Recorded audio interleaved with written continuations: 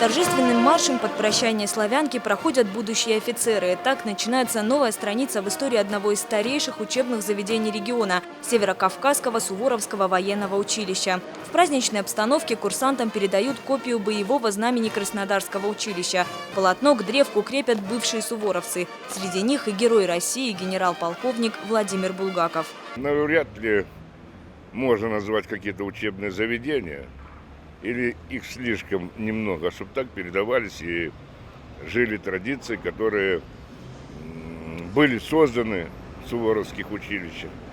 И вообще званием суворовца гордятся все, кто заканчивал эти заведения. Причем, обращаясь друг к другу, независимо от звания, должности, то есть взаимоотношения очень простые. За 6 лет в училище суворовцы приобретают не только близких друзей, но и качественные знания. Дисциплинированные и грамотные абитуриенты на расхват среди российских вузов.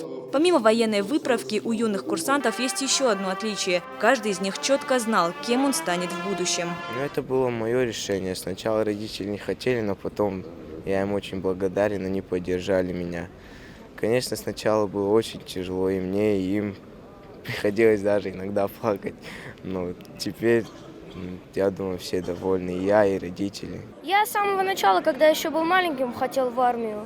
Как только узнал про Суворовское училище именно во Владикавказе, сразу захотелось туда. И вот я тут.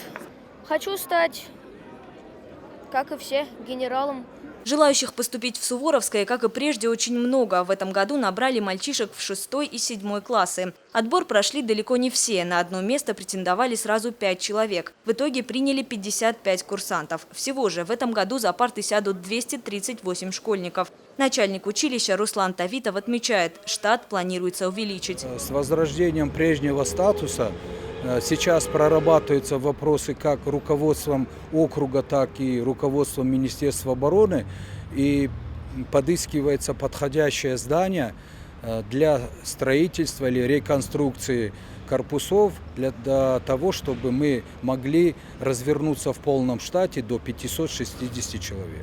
2 года, пока учебное заведение носило статус Владикавказского кадетского корпуса, здесь старались не отступать от федеральных стандартов образования. Все кабинеты оснащены интерактивными досками, компьютерами, проекторами. Кроме этого, училище оборудовано автомобильными тренажерами. Особое внимание здесь уделяют дополнительной подготовке суворовцев. В училище работают тематические классы и кружки. Будущих защитников Отечества ожидают турпоходы и курсы начальной военной подготовки. Для самых смелых здесь же оборудован специальный скалодром. Славные традиции Суворовского училища здесь всегда были сильны. Преподаватели делают акцент на патриотическом воспитании. Любовь к родине курсантам прививают на личном примере. Главный урок мужества сегодня, к слову, тоже состоялся. Яна Гайгиева, Георгий Кокоев, Осетия ТВ.